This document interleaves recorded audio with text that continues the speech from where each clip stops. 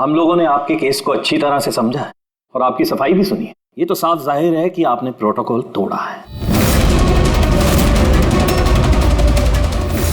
इससे पहले कि हम कोई निर्णय लें, अगर आप अपनी सफाई में कुछ कहना चाहते हैं तो कह सकते हैं। तो जब आप लोगों ने तय कर ही लिया कि हमने प्रोटोकॉल तोड़ा है तो मेरा बचा ही क्या है सफाई देने के लिए। देखिए मिस्टर प्रद्युम्न, हमारी आपसे कोई पर्सनल दुश्मनी नहीं है।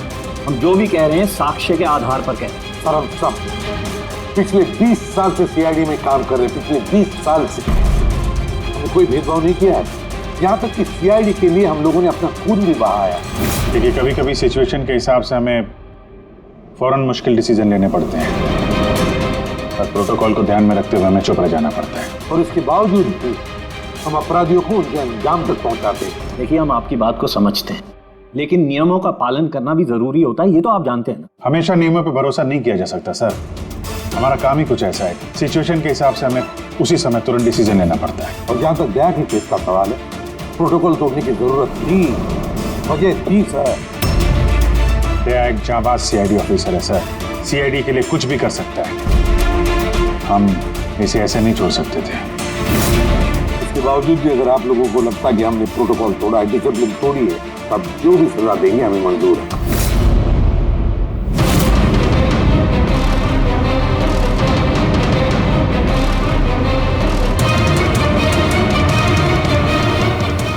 देखिए, हम लोग आपकी बात से सहमत हैं,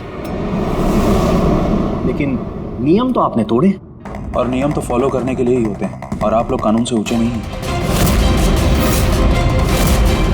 इसीलिए हम लोगों ने ये फैसला लिया है कि आप लोगों की टीम को तोड़ा नहीं जाएगा। आप लोग कंटिन्यू कर सकते हैं। Thank you. लेकिन आज से आप लोगों को मॉनिटर किया जाएगा। आपके सभी केसेस को एक सुपरवाइजिंग ऑफिसर मॉनिटर करेगी, जिसे हमने नियुक्त किया है।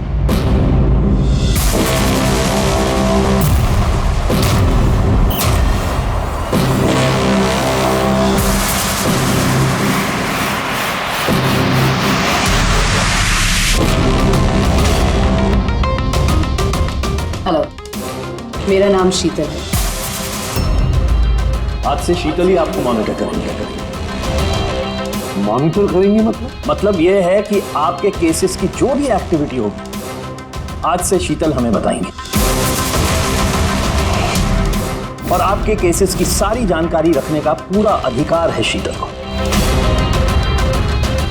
आप लोगों की टीम आगे रहेगी या नहीं रहेगी, ये भी हम शीतल जी की रिपोर्ट आने के बाद ही निर्णय लेंगे। देखिए, आज तक आप लोगों ने जो चाहा वो किया, लेकिन अब सिचुएशन बदल चुकी है। अब से आपको अपने हर केस में शीतल को इन्वॉल्व करना पड़ेगा।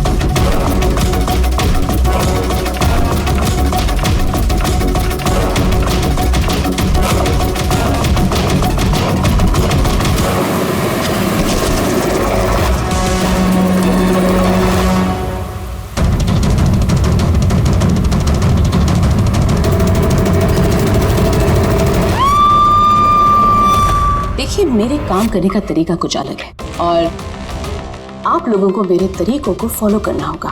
कुल मिला के आप ये कहना चाहती है कि अब से आप हमारी बॉस हैं? नहीं, I don't like the word boss. Boss कहना उचित नहीं होगा।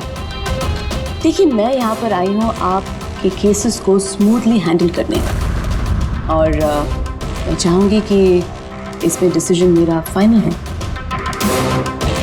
देखिए, प्लीज़ नाराज़ होने की कोई ज़रूरत नहीं है, क्योंकि मैं बस ऑर्डर्स फॉलो कर रही हूँ। इनफैक्ट मेरे पास ऑर्डर भी है, और इसमें तो साफ साफ लिखा है कि आज के बाद जो भी केस की इन्वेस्टिगेशन आप लोग करेंगे वो मेरे देखरेख में होंगे।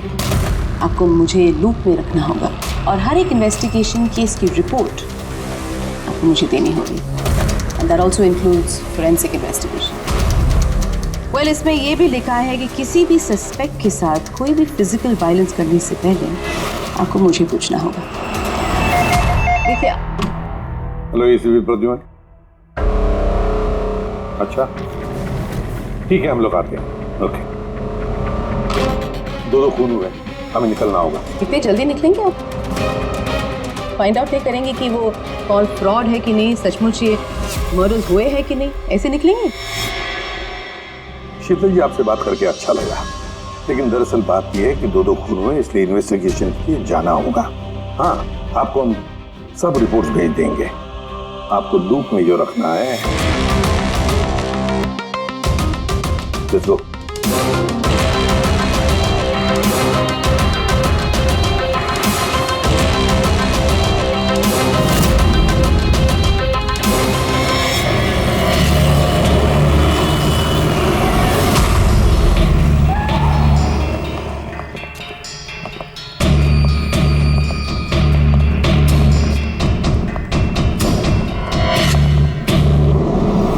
कहाँ हुआ है खून? पता नहीं। पता नहीं? क्या मतलब? आप लोगों ने फोन करके बोला था कि खून हुआ है यहाँ पे। दो खून हुए हैं, इसलिए मैंने आप लोगों को बुलाया। दो खून हुए? तो फिर खून हुए कहाँ? लाशें कहाँ है? पता नहीं सर, मैंने सिर्फ सुना। क्या सुना तुमने? चीखने चिल्लाने की आवाज? नहीं, मैंने सब कुछ सुना, देखा भी है, बट मैं वहाँ थी नहीं। सर, इसने कोई बुरा सपना देखा और अब इस तरह की बातें कर रही है। नहीं मैडम, सपना नहीं है, मैंने खून होते हुए देखा है। कब, कहाँ, कैसे, ये नहीं पता क्योंकि मैं वहाँ थी ही नहीं। जब आप वहां पर थी नहीं तो आपने ये खून होते हुए कैसे देख लिया? इस ट्यून से।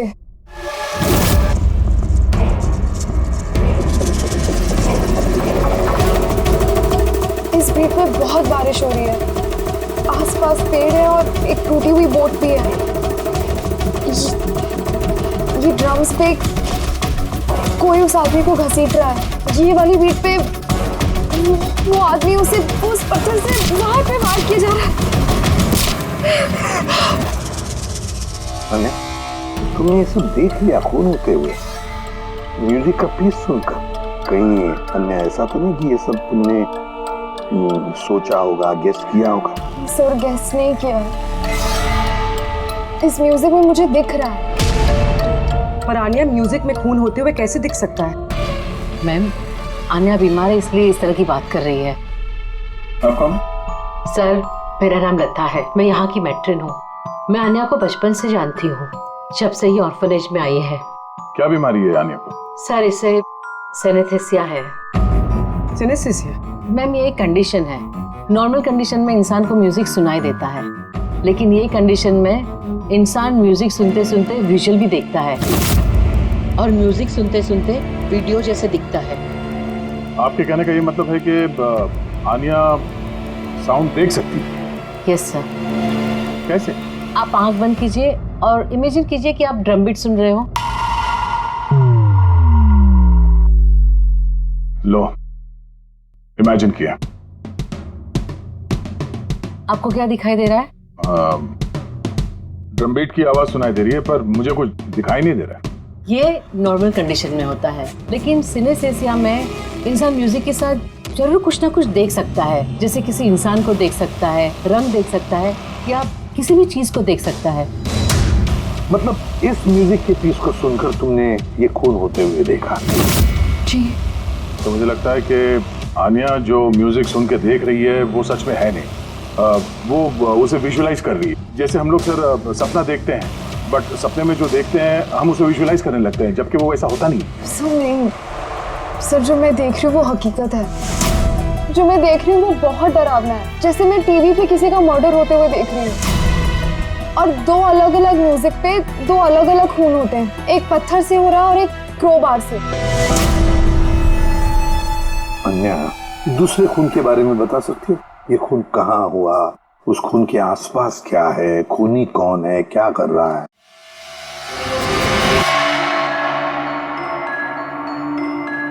आसपास पहाड़ी है, एक आदमी नीचे गिरा हुआ है। अपने आप को बचाने की कोशिश कर रहा है। सर वो आ गया सर। वो उसे मार रहा है क्रोबार से। सर लगातार मारते जा रहा है। चेहरा नहीं देखा खूनी का।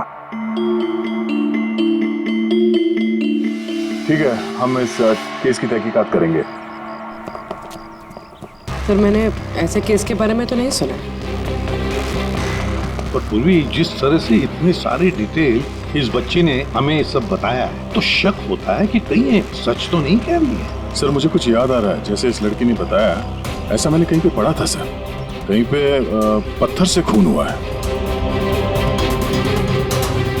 तो फिर एक काम करो, दे क्राइम ब्रांच से पता लगाओ कि ऐसे 2 केसेस हुए क्या। Okay sir. सर जैसा कि आपने बताया, ठीक वैसा ही केस 2 महीने पहले पुणे में हुआ था। उसे पत्थर से कुचलकर मार दिया गया। और सर क्रोबार से मर्डर पनवेल में हुआ था, यही कोई 6 महीने पहले। तो उसकी फाइल्स लाई हैं तुम लोगों ने? यस सर, ये पुणे केस की। और ये पनवेल मर्डर केस की फाइल। पनवेल, ठीक है, थैंक यू वेरी मच, जा सकते।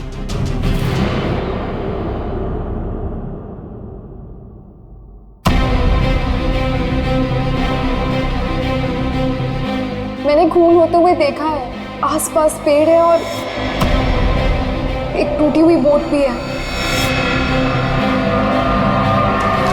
जो विजुअल देखा था ठीक वैसे ही है सर ये फोटो में। मतलब जो आन्या ने बताया वो सब सच है। कमाल है सर, इन दोनों हादसों के बारे में आन्या ने म्यूजिक सुनकर आज विजुलाइज किया, जबकि ये हादसे तो 6 महीने पहले और ये दूसरा तो 2 महीने पहले हो चुका है। ये कैसे हो सकता है? जो लड़की इस क्राइम सीन पे थी भी नहीं, उसने ये सब कुछ विजुअलाइज कैसे किया? सिनेस्थेसिया की वजह से। मैं नहीं मानती। और बाय द वे ये सिनेस्थेसिया है क्या? और इसे डिफाइन करना थोड़ा मुश्किल है, लेकिन मैं कोशिश करता हूँ आपको समझाने की। देखिए होता क्या है कि जब आप किसी खास चीज को सुनते हैं तो उससे जुड़ी हुई तमाम यादें आपके दिमाग में आने लगती हैं। जैसे कोई खास व्यक्ति, कोई खास जगह, सब कुछ। यूँ समझिए एक तरीके से ये गंध आपकी मेमोरी को ट्रिगर करता है। लेकिन ये सिर्फ सिनेस्थेसिया की कंडीशन में ही होता है। इन केसेस में सुगंध की जगह म्यूजिक ने ले लिया। एग्जैक्टली। अब देखिए अन्या ने खास तरीके का म्यूजिक सुना। उस म्यूजिक पीस में एक जगह एक खास किस्म के इंस्ट्रूमेंट से उसे एक पेड़ की याद है, तो उसने एक पेड़ विजुलाइज किया। और दूसरे इंस्ट्रूमेंट में उसे आदमी। एग्जैक्टली। बस मुझे लगता है खूनी ने इस खून की घटना को किसी खास तरीके से म्यूजिक में कन्वर्ट कर दी। मतलब जब म्यूजिक बजे तो उस घटना से जुड़ी हुई तमाम चीजें, तमाम जगह मेमोरी में ट्रिगर होने लगे। लेकिन ये सब कुछ विजुलाइज वही कर सकता है जिसे सिनेस्थेसिया की बीमारी, और किसी में नहीं। और यही उस ऑर्फनेज की मेट्रन ने भी बताया। आप लोगों को ये सब कुछ अजीब नहीं लगता? जैसे भी है, केस को सुलझाना हमारा काम है। तो हो सकता है इस खूनी को भी ये सिनेस्थेसिया की बीमारी हो और उसने ये म्यूजिक रिकॉर्ड किया होगा, क्योंकि मर्डर और क्राइम सीन के बारे में वही जानता था। लेकिन पता कैसे चलेगा कि ये म्यूजिक कंपोज करके किसने अपलोड किया होगा, और उसे ढूंढेगा कैसे सर? रेडी, इंटरनेट खोलो, देखो इंटरनेट पर ये पर्टिकुलर म्यूजिक पीसेस जो दोनों केस में हैं वो कहीं पर है क्या।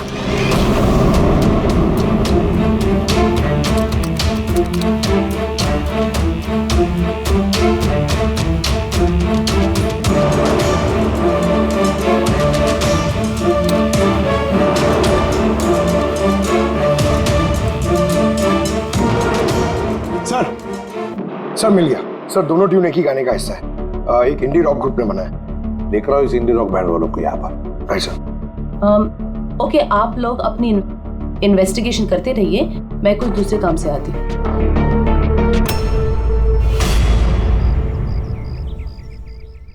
अन्या, मेरा नाम शीतल है। मुझे आपसे कुछ बातें करनी थी, क्या हम बात कर सकते हैं? आन्या,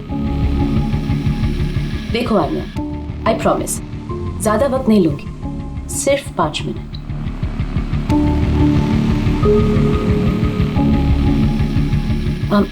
ये कुछ बोल क्यों नहीं रही है?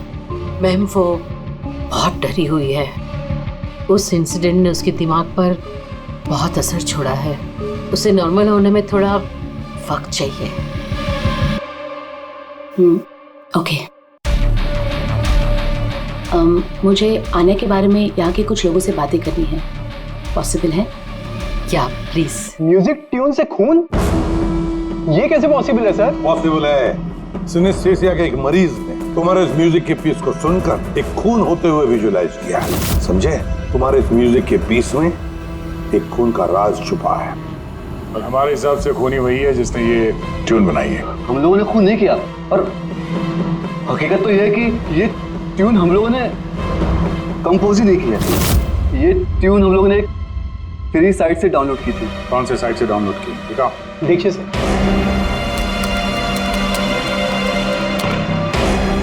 ये देखिए सर। सर ये ट्यून हमें पसंद है, इसलिए हमने डाउनलोड करके अपने गाने में डाल दी। किसने अपलोड की थी ये ट्यून इस साइट पर? सर ये गुमनाम है, एनोनिमस। एनोनिमस। हमें इस एनोनिमस को ढूंढना है। मैम ये हमारा स्टाफ है। ये है पूजा, ये है रमेश, ये आरती है। वैसे तो एनजीओ में काम करती है, लेकिन अक्सर हमारे ऑर्फेनेज में आती जाती रहती है। आपसे कुछ बातें करनी थी एक्चुअली, आन्या के बारे में। क्या आप लोग मुझे आन्या के बारे में कुछ बता सकते हैं? जैसे कि वो कहाँ से आई, कब आई, और ओवरऑल ऑर्फेनेज में आन्या का बर्ताव कैसा है? आन्या बड़ी ही अजीब लड़की है, हमेशा डिस्टर्ब रहती है। वो यहाँ कब आई? बचपन से ही, लेकिन उसे अलग अलग 2 बार लोगों ने अडॉप्ट किया, और पता नहीं क्यों कुछ दिन रखने के बाद उसे वापस यहाँ पे आके छोड़ दिया। क्यों? कोई वजह? उसके बुरे बर्ताव की वजह से, उसके वक्त में वक्त झगड़ा करने की वजह से, बात बात में वायलेंट हो जाती थी। बस ये उसकी आदत बचपन ही से थी। क्या बकवास कर रहे तुम? अन्य ऐसी नहीं है मैडम, ये सब गलत बोल रहा है। मैम सच में मैं यहाँ अक्सर आती जाती रहती हूँ, मैंने कभी भी आन्या को ऐसे बिहेव करते हुए नहीं देखा है। ये सब गलत बोल रहा है, तो फिर सही बात क्या है? सच तो ये है मैडम, अन्या का बचपन बहुत ही मुश्किलों में बीता है। हाँ, इन सब चीज़ों की वजह से कभी कभी वो अजीब बर्ताव कर देती है। अजीब बर्ताव नहीं मैम, यूँ समझ लीजिए अगर आन्या को किसी ने क्रॉस किया तो उसके साथ दुर्घटना होना तय है। अभी पिछले महीने ऑर्फनेज के बच्चों के साथ क्या हुआ, याद नहीं है क्या? क्या बकवास कर रहे हो? क्या हुआ बताओ? मैम पिछले महीने एक बच्चे को फूड पॉइजन हो गया था, और उसी दिन उसका झगड़ा आन्या के साथ हुआ था। अच्छा, तो तुम्हारा कहने का मतलब है कि वो अन्याय नहीं किया? हाँ। सोच समझ कर बात करो रमेश, बहुत ही गंभीर आरोप लगा रहे हो अन्या पर तुम। मेट्रन, आन्या को ऑर्फनेज से 2 फैमिलीज ने अडॉप्ट किया, लेकिन उसे वापस कर दिया। इसके पीछे कोई तो वजह होगी, शायद आन्या में ही कोई खामी हो, कोई गलती हो। I don't agree. Anyway, Anya के बारे में ऐसी कोई फाइल है जिसमें उसमें सारी डिटेल्स हो? क्या मैं उसे देख सकती हूँ? या श्योर।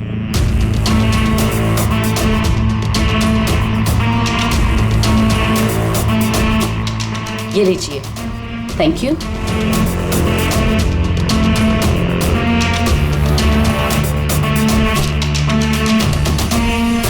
अब थैंक यू मेट्रन, लेकिन मुझे अभी इस वक्त निकलना होगा। क्या मैं आपको ये फाइल थोड़ी देर बाद वापस कर दूं, चलेगा? जी।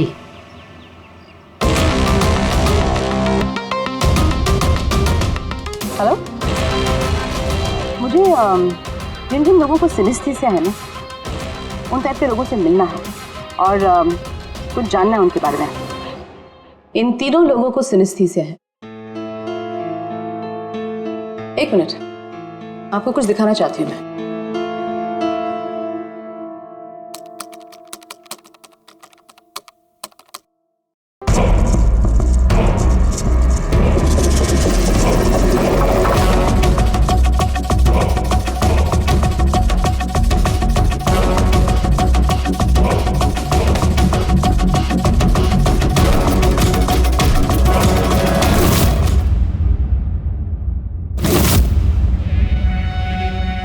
अब आप बताइए, आपने इस ट्यून को सुन के क्या विजुलाइज किया?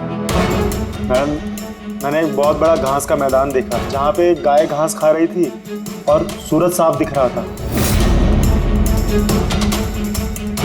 मैंने एक नदी देखी, वहाँ नाव थी और मैंने देखा वहाँ पे कुछ लोग आग जला के बैठे हुए थे। इंटरेस्टिंग। चलिए आखिर में आप बताइए, आपने क्या देखा? शहर देखा मैंने, एक भीड़ भाड़ वाला इलाका और ऊंची ऊंची बिल्डिंगें थी और उसके ऊपर विज्ञापनों के लाइट्स लगे हुए। इंटरेस्टिंग। 3 different interpretations. अच्छा है, आपने देख भी लिया और खुद अपने कानों से सुन भी लिया। 3 लोग जिन्हें सिनेस्थीसिया है उन्होंने वही ट्यून सुनी, लेकिन 3 अलग विजुअल्स देखे। और आन्या ने इसी म्यूजिक पे खून होते हुए देखा है। एग्जैक्टली। दुनिया में ऐसा एक ही शख्स है जो इस म्यूजिक ट्यून को खून पे इंटरप्रेट करे। कौन? खुद खूनी, और वो खूनी और कोई नहीं, आन्या। ये आप क्या कह रही थी? आन्या बेगुनाह है। देखिए एसीपी साहब, केस सबूत पे सॉल्व होता है, भावनाओं पे नहीं, और मैं भावनाओं में बहने की गलती नहीं करती। मैं ऑर्फनेज गई थी और वहां जाकर पता चला कि आन्या को 2 फैमिलीज ने अडॉप्ट किया था, लेकिन बस कुछ ही दिनों बाद उन दोनों फैमिलीज ने आन्या को वापस ऑर्फनेज छोड़ दिया। और वो 2 लोग वही थे जिसका मर्डर हुआ, जिसने आन्या को अडॉप्ट किया।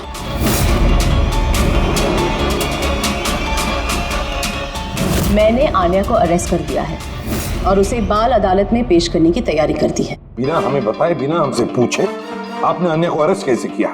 I don't need a permission ACP साहब, आपको बताने की जरूरत भी नहीं है। वो खूनी है और उसे सजा जरूर मिलेगी। आपने वो क्राइम सीन के फोटोज और पोस्टमार्टम रिपोर्ट देखी? ऑफ कोर्स देखिए।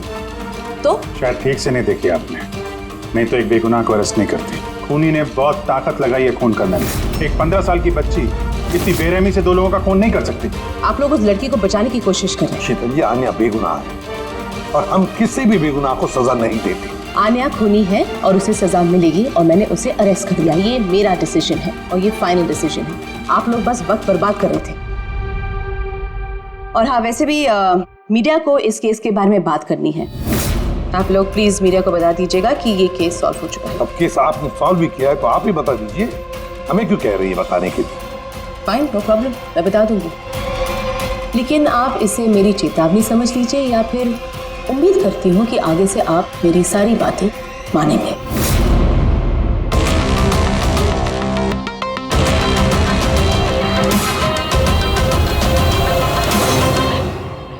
आप लोगों को जानकर बहुत खुशी होगी कि ये केस सॉल्व हो चुका है। मैम, कौन है खूनी? खूनी एक 16 साल की लड़की है जिसका नाम आन्या है। काफी समय तक वो हम सबको बेवकूफ बनाकर आजाद घूम रही थी, लेकिन मैंने उसकी असलियत पकड़ ली। मैम, ये केस तो काफी पुराना है ना? जी हाँ, ये केस काफी पुराना था। इनफैक्ट काफी समय तक क्राइम ब्रांच के ठंडे बस्ते में पड़ा था, लेकिन सीआईडी ने जैसे टेक ओवर कर लिया, 24 घंटे में केस सॉल्व। तो मैम, आप भी सीआईडी टीम का हिस्सा है? जी हाँ, मैंने अभी सीआईडी टीम ज्वाइन किया है एज ए सुपरवाइजर, और ज्वाइन करते ही एक दिन में केस सॉल्व हो गया। अगर ये केस काफी समय से ठंडे बस्ते में था तो सीआईडी ने पहले क्यों नहीं टेक ओवर किया इस पर? क्योंकि इस टीम में पहले मैं नहीं थी ना, इसीलिए। मगर मैम, और लोग भी तो थे ना टीम में? जी हाँ, ये लोग पिछले 20 साल से हैं और मामलों की जांच करते रहते हैं, लेकिन क्या है ना, वो कभी कभी भावुक हो जाते हैं। और किसी भी केस में भावुक होना मतलब इन्वेस्टिगेशन में रुकावट। इन्वेस्टिगेशन के लिए सिर्फ लॉजिक की जरूरत है, जो मैंने यूज की और केस सॉल्व हो गया। 1 मिनट, मैं आप लोगों की गलतफहमी दूर करना चाहता हूँ। फिलहाल ये केस अब तक सॉल्व नहीं हुआ है। नहीं हुआ है? अभी तो बोला था केस सॉल्व हो गया। सर, अभी इस केस में बचा ही क्या है? खूनी तो पकड़ा गया। जी नहीं, खूनी अभी भी पकड़ के बाहर है। मगर मैडम तो कह रही है कि खूनी वो लड़की है। ऐसा मैडम को लगता है। हमारे तहकीकात के हिसाब से शायद वो लड़की बेगुनाह है। सर, तो फिर असली खूनी कौन है? इन्वेस्टिगेशन हो रही है, बहुत जल्द सच क्या है आप लोगों के सामने आ जाएगा। I am sorry, no more questions, वक्त नहीं है। Thank you so much for coming. Thank you. आप लोगों की हिम्मत कैसी हुई मीडिया के सामने मेरी इंसल्ट करने की? आपका ये बर्ताव रिकॉर्ड में लिया जाएगा, and trust me, there will be consequences. खूनी को पकड़ने में थोड़ा जोर लगाना पड़ेगा, क्योंकि शीतल कदम कदम पे रुकावट डालने की कोशिश करेगी सर। अभिजीत, पहले ये पता लगाना पड़ेगा कि अन्या जिस वक्त खून हुआ उस वक्त कहां पर थी? हमें एक टीम पुणे भेजनी पड़ेगी पूरी तरह से तहकीकात करने के लिए, और दूसरी टीम वैसे ही पनवेल में। आप सबके जानकारी के लिए बस मैं यही बताना चाहूंगी कि अन्या को सिनेस्थीसिया है और खून भी उसी ने किया है। उसने हमें काफी समय तक अंधेरे में रखा, लेकिन हमने उसे अब पकड़ लिया है और बहुत जल्द उसे जुवेनाइल कोर्ट में पेश करने की तैयारी की है।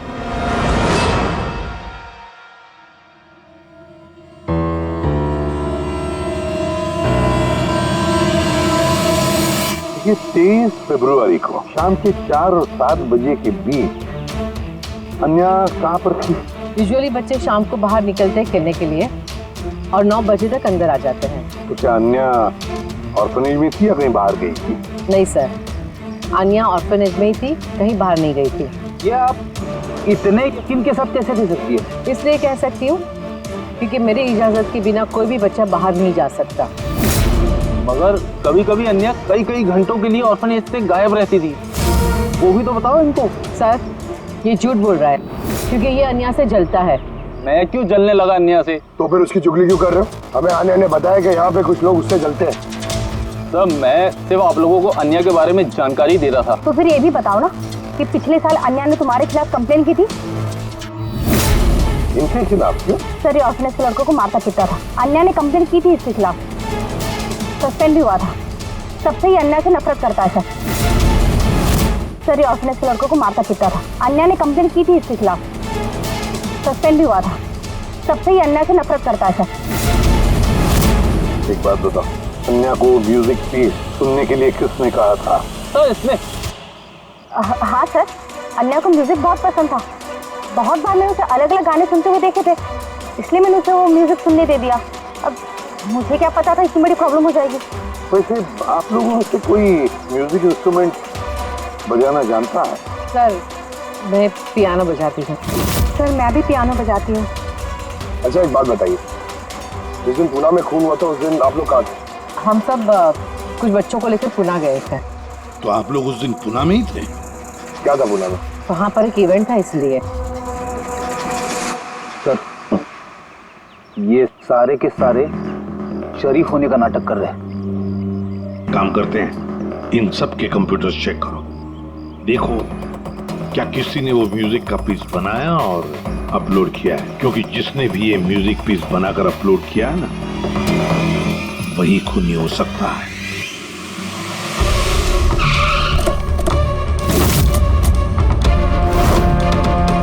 ये लड़की ये यहाँ पर 2 महीने पहले आई थी। हाँ मैम, ये 2 महीने पहले एक एनजीओ ने इवेंट ऑर्गेनाइज करवाया था, तो उसी इवेंट में डांस करने आई थी। इसने बहुत अच्छा डांस किया था sir. She is a very talented girl. और उसी दिन यहाँ आसपास एक खून भी हुआ था। खून तो हुआ था सर, लेकिन जिस जगह पे खून हुआ था वो यहाँ से लगभग 1 घंटे की दूरी पे है। और ये इवेंट उस दिन कितने बजे शुरू हुआ था? 5 बजे शुरू हुआ था और रात करीब 8 बजे खत्म हुआ था सर। अच्छा आप लोग को याद है ये लड़की पूरा समय इवेंट पे ही थी या कुछ समय के लिए गायब भी हुई थी? ये लड़की 6 बजे स्टेज पे आई थी और इवेंट खत्म होने तक स्टेज पे ही थी। सर मेडिकल रिपोर्ट के हिसाब से खून 3 से 6 बजे के बीच ही हुआ है। ये देखो, ये वो जगह है जहाँ पे खून हुआ था और इस जगह पे इवेंट था। यहाँ से यहाँ पहुँचने में कम से कम 1 घंटा लगता है। सर हो सकता है आनिया दोपहर को ही निकल गई हो खून करके, फिर उसने इवेंट ज्वाइन कर लिया। अरे नहीं मैम, ऐसा कुछ भी नहीं है। एक्चुअली इवेंट शुरू होने से पहले आफ्टरनून में रिहर्सल थी और वो लड़की वहाँ पर 4 बजे तक थी। इसके बाद 5 बजे से बैक स्टेज पर सारे स्टूडेंट इकट्ठा होने शुरू हो गए थे। 4 बजे रिहर्सल पे थी वो जी। 5 बजे बैक स्टेज। यस। जैसे कि आपने कहा कि 6 बजे वो स्टेज पे थी। अगर ऐसा है तो आनिया खून कैसे कर सकती है? हाँ। अगर खून आनिया ने नहीं किया तो फिर खून किया किसने? सारे रिपोर्ट्स और एविडेंसेस को स्टडी करने के बाद मुझे लगता है कि अन्या निर्दोष है। आपको कोई ऑब्जेक्शन है? No your honour. लेकिन सर ये सिर्फ पुणे मर्डर केस के एविडेंस और रिपोर्ट्स हैं। पनवेल मर्डर केस में निर्दोष साबित करने के लिए कोई एविडेंस और कोई रिपोर्ट्स नहीं है। ऐसा हो सकता है कि अन्या ऑर्फनेज से बाहर निकल गई और मर्डर किया उसने फिर वापस चली गई। It can be possible, right sir? आपके पास अगर कोई सबूत है तो प्लीज पेश करें, जिससे ये साबित हो सके कि जब खून हुआ तब अनिया पनवेल में थी। देखिए, एविडेंसेस और विटनेसेस के अभाव में ये केस डिसमिस कर दिया जाता है। अनिया को प्लीज छोड़ दिया जाए।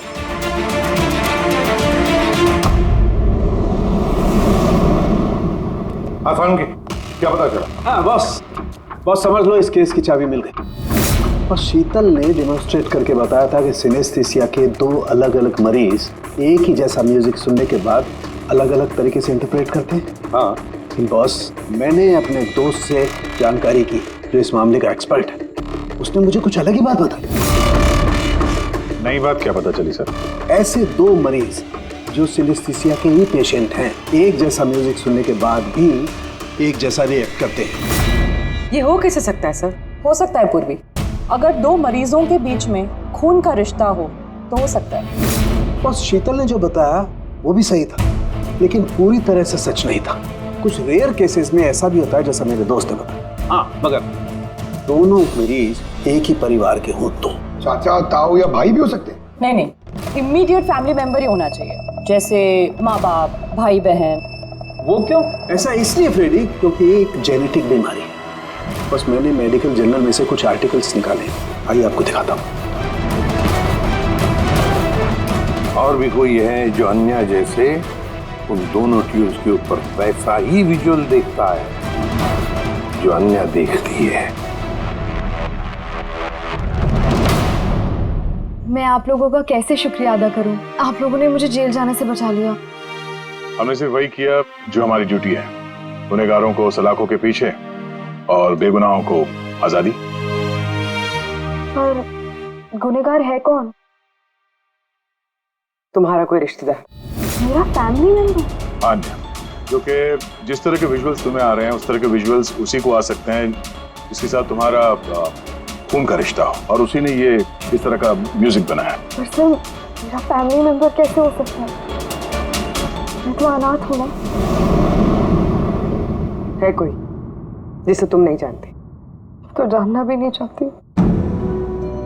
बचपन से मेरा सपना था कि मेरे परिवार वाले आएंगे और मुझे अपना के लेके जाएंगे, हम खुशी खुशी साथ रहेंगे। और अब आप लोग बोल रहे हो वो कोई खूनी है। हम तुम्हें बस वही बता रहे हैं जो हकीकत है। सर, ये आनिया के नाम का पैकेज आया, दरवाजे के बाहर रखा था।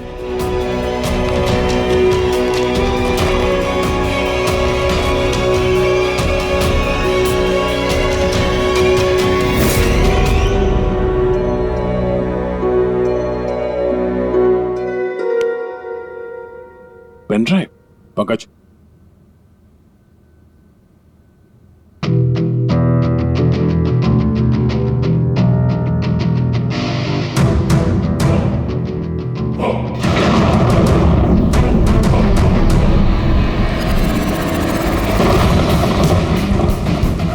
मुझे घर दिखाई दे रहा है, बहुत बिजली खड़क रही है, कोई औरत घर के अंदर भाग रही है और एक झूला भी है वहां। कोई उस औरत के पीछे क्रोबार लेके भाग रहा है। और क्या? वो उसे क्रोबार से मारा।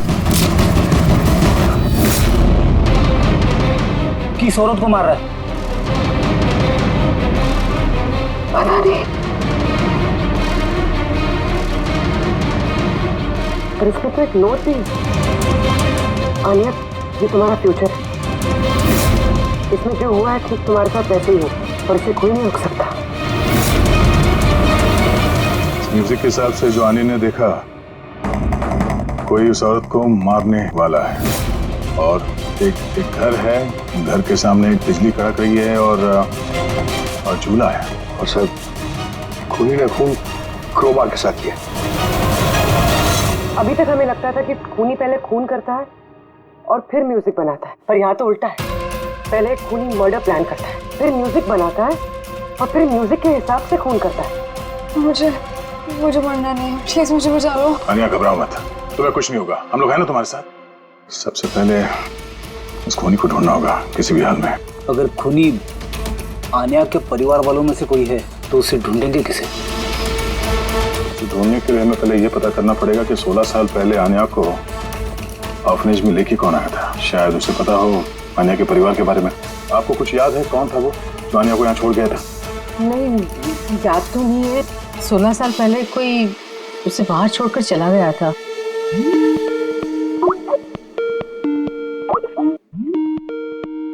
शीतल जी का फोन, वीडियो कॉल कर रही है। हेलो। मैंने बस यही बताने के लिए आपको फोन किया कि वो लड़की खूनी है। वक्त बर्बाद मत कीजिए और प्लीज उसे गिरफ्तार कर दीजिए। शीतल जी, कोर्ट ने फैसला सुना दिया और कोर्ट का फैसला क्या है वो आपने भी सुना। इस कोर्ट के चक्कर में आप वक्त बर्बाद कर रहे हैं। प्लीज, आप लोग गलत हैं और आपको ये बात मान लेनी चाहिए। सर ये वही घर है। भाई घर? कौन सा घर? मैंने जो अभी देखा ना, वो जहाँ खून होने वाला है, वो पेड़, झूला, वो यही था सर। वो किस जगह की बात कर रही है लड़की? शीतल जी, इस वक्त आप कहाँ पर हैं? मैं इस वक्त अपने घर के बाहर हूँ। और कौन? आपकी जान को खतरा है। क्या बात कर रहे हैं आप ऑफिसर? मेरी जान को खतरा है? मुझे कौन मारेगा? देखिए शीतल जी, खूनी ने आपको मारने के लिए म्यूजिक कंपोज किया है जिसे उसने हमें भेजा है और उस म्यूजिक के हिसाब से आपके घर की लोकेशन। क्या बच्चों जैसी बातें कर रहे हैं आप ऑफिसर? मुझे डराने के लिए आप सब कह रहे हैं ना? और प्लीज, मैं डरने वाली नहीं हूँ और ये सब आप इसीलिए कह रहे हैं क्योंकि मैं आपके केस के खिलाफ हूँ। शीतल जी, इसके बारे में हम बाद में भी बात कर सकते हैं। मेरी बात ध्यान से सुनिए। आप अभी इमीडिएटली घर के अंदर जाइए, खिड़की दरवाजे सब अंदर से बंद कीजिए और जब तक हम लोग वहाँ पे नहीं पहुँचते आप प्लीज किसी के लिए दरवाजा मत खोलिएगा। मतलब? मैं आपको बाद में समझाता हूँ। अभी मैंने आपसे जो कहा वो कीजिए प्लीज, जल्दी।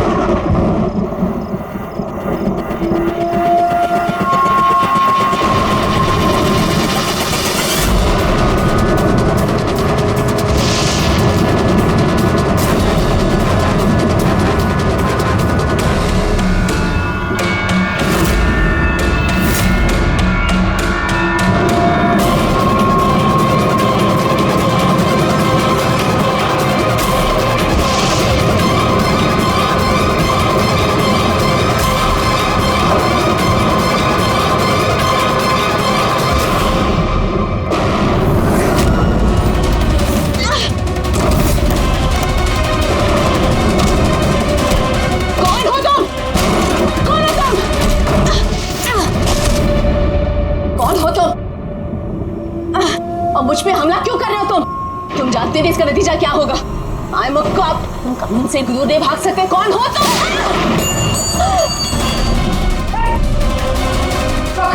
शीतल जी, आप ठीक है? I'm okay, officer.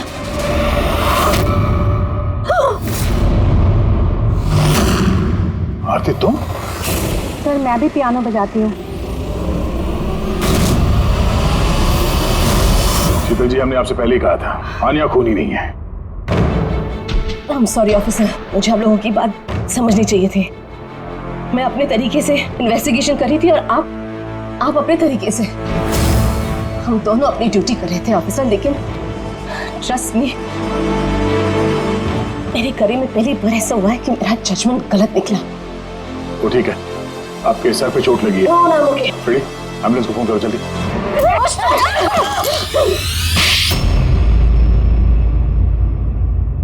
शीतल जी पे हमला क्यों किया तुमने? अपनी बेटी को बचाने के लिए। कौन सी बेटी को बचाने? आन्या को। आन्या मेरी बेटी है। शीतल उसको जेल भेजने पर तुली थी, इसीलिए मैं उसको सबक सिखाना चाहती थी। और खून क्यों किया? 17 साल पहले जब मैं प्रेग्नेंट थी, मेरे पति मुझे मेंटल असाइलम में छोड़ दिए क्योंकि मैं दिमागी तौर से बीमार थी। वहां मैं 15 साल रही। मगर क्या? मगर मेरे पति ने मेरी ममता का गला घोंट दिया। कैसे?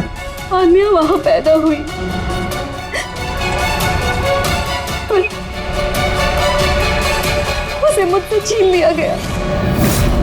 15 साल बाद जब मैं बाहर आई तो मुझे पता चला कि मेरे पति मर चुके हैं, पर आन्या कहाँ है मुझे कुछ पता नहीं था।